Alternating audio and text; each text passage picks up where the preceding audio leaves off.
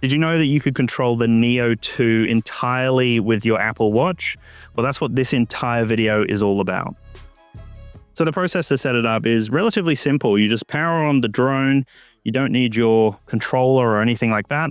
But what you will need is your phone with the DJI Fly application, as well as the Apple Watch, a compatible Apple Watch with the DJI Fly application as well loaded up. And so I'll pop up with a prompt to connect the Neo 2 here. So you just go through that process of connecting it. So we can now see that I've got the smartphone application connected up and I'm getting that video feed straight away. And now theoretically, if it's all set up, so I've got that feed directly from the Apple Watch as well. And so what I can do now is I can just turn off my phone screen like so, and I've still got that video feed directly from the Apple Watch. So I could see this being really helpful for someone who's like on a bike, for example, like on a push bike, maybe you're skiing, maybe you're jogging, you're doing something where you don't have your hands available for your phone. This would be so handy because all I have to do is I've got it all set up ready to go now. I can just set it up immediately with that launch right there. Immediately goes into the follow mode. I've got my phone powered off in my pocket, but I'm getting that video feed directly on my watch. So at any point, if I need to just glance and see how things are looking, just lift up my wrist. There's a slight delay I've noticed, but then boom, straight in. I'm also getting that little microphone icon with it peaking. So it's letting me know that the audio is being picked up on and the microphone is recording audio. So that's something I'm really curious to see. I don't know whether it's going to pick up from my Apple Watch or whether it's trying from my phone, because my phone's in my pocket, so that's not going to sound great. But we do see a few key pieces of information here. So I can see there's the recording length, which is 40 seconds, just over 40 seconds. Straight when I stop that, the drone will just now go into its hovering mode. Right? So it will just do its thing, but I can also at any point just control it with gesture controls, right? So I can just swing it around, as you can see, like that. And I'm doing all of that while still getting the feed directly to my Apple Watch, which is actually really cool to see. So at any point, I just put my hand back down again. I think I do this as well to stop it, maybe? I actually don't know. So you do that. Oh yeah, and then you just close your fist to stop it. But I'm still getting that feed directly on here. But at any point, I can just go, actually, what I want to do here is I want to change into a different mode. So let's go with a dolly zoom this time. So I can just wait for it to load in, press go, and it's immediately going to swap into dolly zoom. I get the feed directly here. We get that really cool compression effect. There's a slight delay. I always find this with some Apple Watch integrations when it becomes like an Apple Watch interface with your phone, or it's like an app that kind of talks to your phone. You do occasionally get a little bit of this delay popping in, but for the most part, from the test that I've been doing now, it's actually quite reliable. If you guys are interested in the DJI Neo 2 or any other drone camera or accessory for that matter, then make sure to check my links down below. I've actually helped Australians save over $110,000 on their drone camera and accessory purchases. There's a few different ways that you can utilize these savings. So if you go in store to one of the many DJI stores around Australia, you can just mention DansTube to one of the staff members and they'll help you out in store. You can also go to the website and use the code DansTube to save on most drones, cameras, and accessories. And if you're wanting a bit more of a personal touch, feel free to reach out to them via their email, sales@d1store.com.au. Again, mention DansTube and they will be able to help you out there. And for all my international viewers, don't you worry, I've got some links down below for you as well. Again, at any point, I can just take control again with the gestures, move it back around, and then tap into a different mode. It's actually quite seamless. And again, my phone is powered down. So I get that little icon up here to say that it is connected. So it's running in the background. It's running the DJI Fly application in the background. But again, I don't need anything else. I've just got that running in the background. I've even got it on airplane mode in my pocket. And then I've got the Apple Watch here being the main controller, the main way to interface with it. So again, I can just go into a different mode here. So this is Helix. And you can just swap with ease. Hopefully this is just going to clear the net. Yep, we're all good. And again, so cool to get that video feed directly here. I get some key pieces of information, like in the bottom right is showing me how far along the process. It's showing me how close it is to completing that process. And so it will come back in, it will continue to follow me again. Super simple stuff. Once it stops, it then gives me control back again. In the top right, it's showing me the microphone icon. Top left, it's showing me battery life.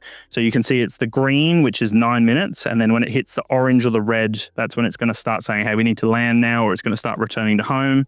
But in the bottom left is where you adjust everything. And so you've got a lot of control here. Like if I was to go back into the follow mode, right, because this is kind of like a selfie drone, like a following drone, I can tap on it and I can change the following direction directly from here. It's that simple to just go, yeah, I want it to follow from the front. I want it to follow far this time. And I want the following height to be low, right? So a completely different perspective, front, far, and low. And then I just tap go. And that's it. Done. It's immediately in that mode.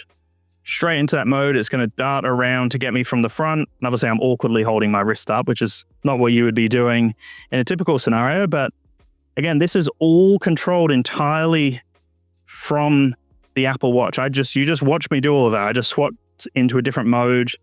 I get that video feed. I can see the recording length. Everything is seamless here, which is so cool. Let's see if we can go underneath the tripod. This might be a little, oh, maybe not. Oh, it actually noticed that there was a camera there. Nice. There we go. So at any point I just go, no, stop that. Let's go into a different mode now. So I want it to go. And also again, at any point I just adjust if I want a different perspective. I can just change that perspective whenever I want. And let's try this effect when we've got the net there. We're going to do dolly zoom and see how it goes with that compression effect.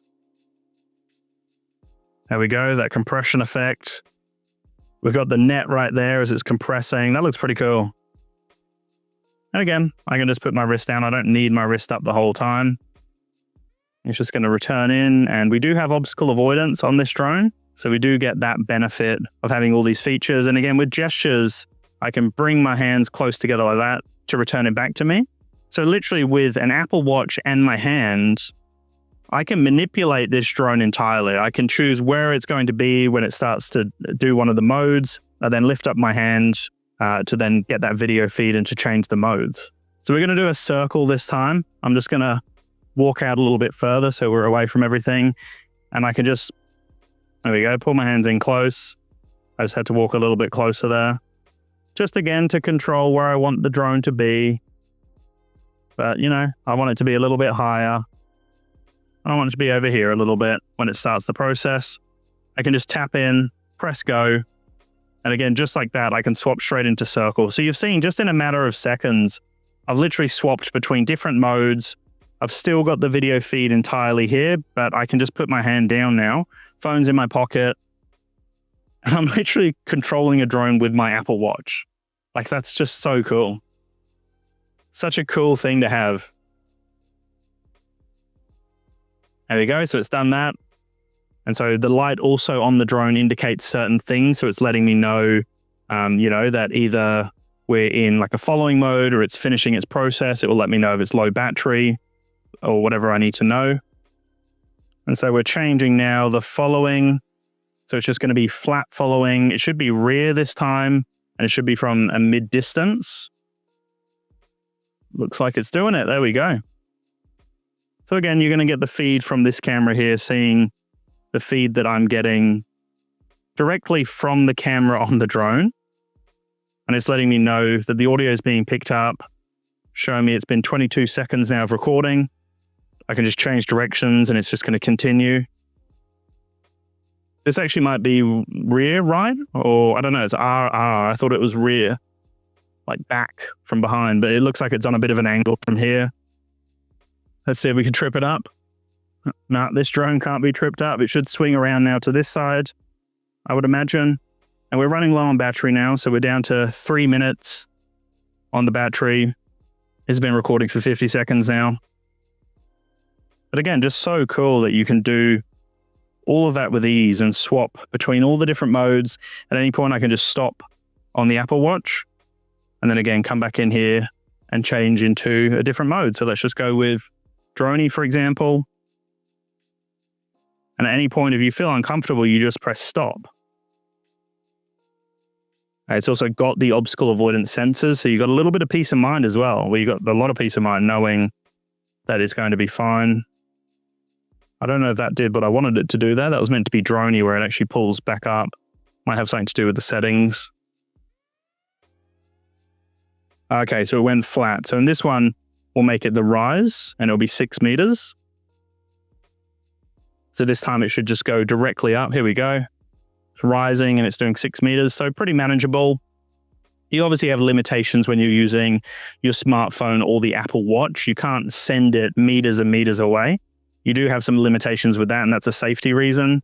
But you still do have some control here, especially like if you're trying to capture moments with friends and family. To just be able to lift up your Apple Watch and just change into a different mode and go, wait a second, let me just capture this. Let me just do this. I am also the course creator over on the Fearless Drone Academy, which is the ultimate online drone course for beginners. So if you're anxious about flying, you've just bought a drone or you've recently had a crash, then this drone course is perfect for you. I implement a lot of my therapy and counseling knowledge into the course, as well as my extensive years of experience of flying drones to help you overcome those fears. The course is currently $99. So that's Australian, $99. Definitely go and check it out right now. You can also use the code DansTube to save over there. All of those links will be down below, so definitely go and check it out. If you're looking to get someone a gift or you're looking to grab the drone course, it's all linked down below. One of the coolest things I just discovered is that you can use voice prompts on the Apple Watch to control the drone. So I can just pick up my wrist like so. So I can just literally say, hey fly, follow.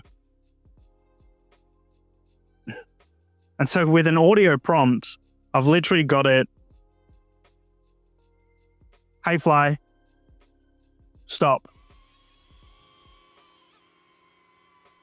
So I can use audio prompts. That's the thing I just figured out before. You can say, hey fly, follow rear. And I could just do all of that with a voice prompt directly to the Apple Watch. So now it's doing its thing. I can keep it, you know, doing it, whatever it needs to do. And then I can just say, hey fly, stop.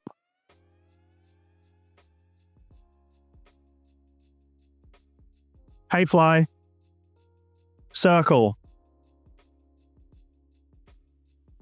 And so with audio prompts, by just saying that magic word, which I'm not going to say, and then whatever prompt you want it to do,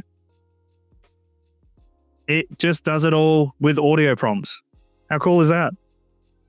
Love that. I just figured that out. I realized that you could do that on the smartphone version. So I'm like, you must be able to do it on the Apple Watch. And look at that. I can just get it to do a circle just by using my voice. I don't even have to touch the screen. It returns back to me like that. And then I could just say, let's see how we go with like a land maybe. Let's see how that works. Hey fly, land.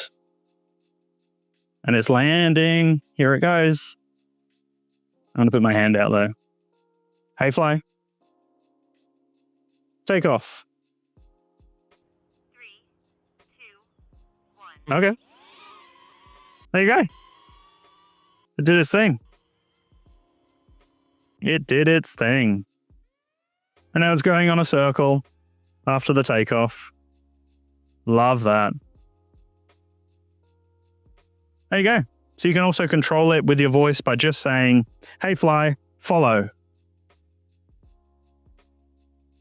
So there you go. I can literally just control it with my voice as well, put it into a following mode, and have all the functionality that you're used to just by using your voice with the Apple Watch. Again, you can do all of that just with the Apple Watch. And like, this is the new mode, the selfie shot mode. So I can come in here. I don't know what settings it's going to be on, but we'll just leave it on the full profile, whatever that means. So it should just come in and start taking some photos. It should, there we go. Are you going to do another one? Here we go. How cool is that? How cool is that? You get a little bit of an indicator from the drone. So you get the audio prompts from the drone directly. And then you also get the prompts on your watch as well. And it does all of that just seamlessly. Like that just captured a few photos in the moment. I'm just controlling it from the Apple Watch. And then I can just obviously pause it at any time and just change the perspective as I see fit. So you do also have those voice controls as well through your watch. So at any point you can just lift up your hand and just say, hey fly, and then choose a different mode or land or whatever prompt you want to go with. So there's honestly a lot to this, and we're only kind of touching the tip of the iceberg here, but this is really cool. This is a way that you can control the Neo 2, the DJI Neo 2 entirely with your Apple Watch here. Definitely check it out. If you've got a compatible Apple Watch and the Neo 2, I'd love to know your thoughts on this because I've been very impressed with this so far. And I love that I can just turn off my phone, like turn off the screen of my phone, just leave it in my pocket, and then everything's controlled from the watch. No issues. It never went out of control. I never felt like I couldn't manage it or move it in a particular way. You just have complete control when you're using the Apple Watch, which is so cool. All right, guys, thank you so much for watching. I appreciate all the support. Let me know what your thoughts are in the comments below, and I'll chat to you in the next one. Peace.